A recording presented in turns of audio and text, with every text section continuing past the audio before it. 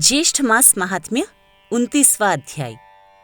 ऋषि लोग कहने लगे कि हे स्कंद जी, ज्येष्ठ मास में स्नान, दान और महात्म्य श्रवण तथा पुराण पूजन का फल विस्तार पूर्वक कहिए।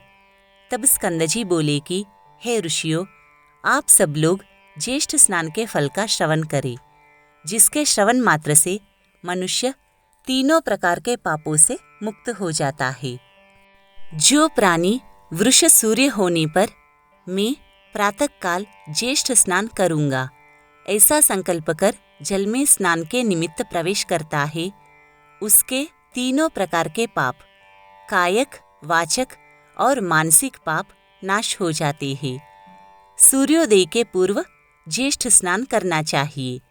ज्येष्ठ मास में सूर्योदय से लेकर आधा पहर पर्यंत जहाँ कहीं भी जल में गंगादि सभी तीर्थ वास करते हैं, इसलिए सूर्योदय से लेकर आधा पहर के पूर्व स्नान कर लेना चाहिए।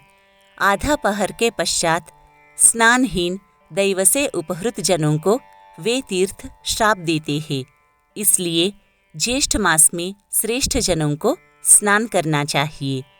ईर्ष्या, धन, लोभ, सेवा, हठ, लोकापवाद, निमित्त, स्वेच्छा, भय, पाखंड, सुखलिप्सा आदि किसी भी उपाय से ज्येष्ठ स्नान करना चाहिए, परंतु कलियुग में पाप अधिक होने के कारण ज्येष्ठ स्नान अति दुर्लभ होगा। ज्येष्ठ स्नान के श्रेष्ठ फल से डरकर यमराज ने इसको गुप्त रखने के निमित्त भगवान से प्रार्थना की और विष्णु भगवान की आज्ञा से इसको गुप्त कर रखा है। इस ज्येष्ठ मास में स्वल्प कर्म करने वालों को विघ्न प्राप्त होते हैं।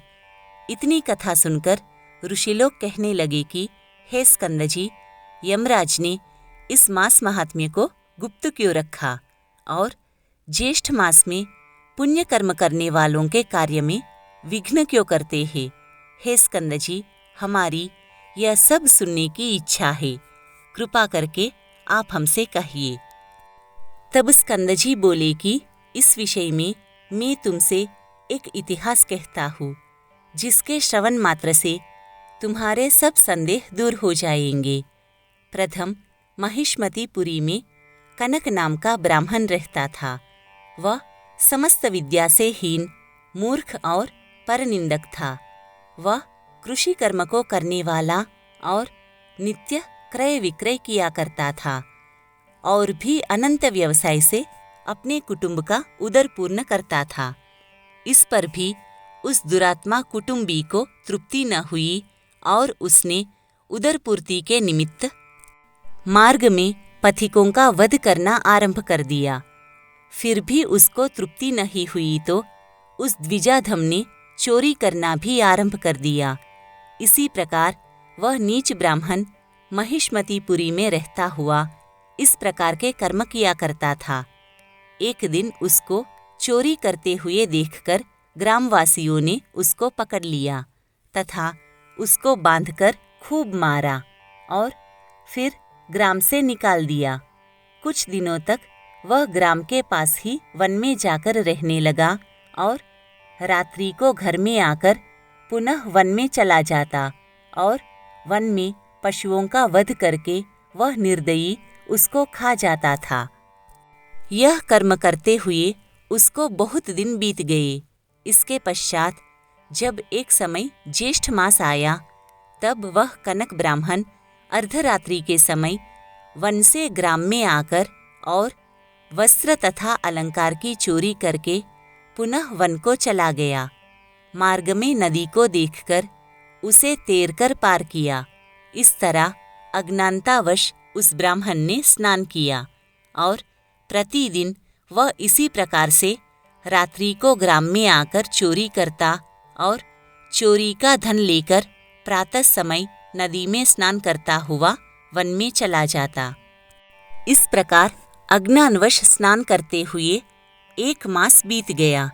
हे ब्राह्मणों, ज्येष्ठ शुक्ल चतुर्दशी की रात्रि में वह धन और वस्त्र की चोरी करके गट्ठर बांधकर नगर के बाहर आया। तब तक प्रभात का समय हो गया।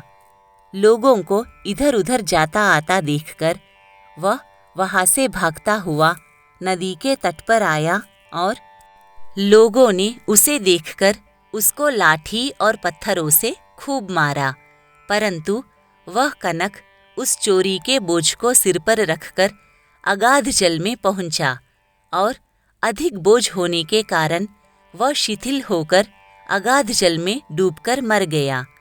उस कनक को अगाध जल में डूबते हुए देखकर यह क्या हुआ कहते हुए सभी लोग विस्मित हो गए। नदी किनारे के कुछ लोगों ने उसको अगाध जल से निकालकर बाहर किया। उसे देखकर लोगों ने कहा कि यह तो इसी नगर का रहने वाला कनक ब्राह्मण है। हम लोगों ने इसको नगर के बाहर कर दिया था।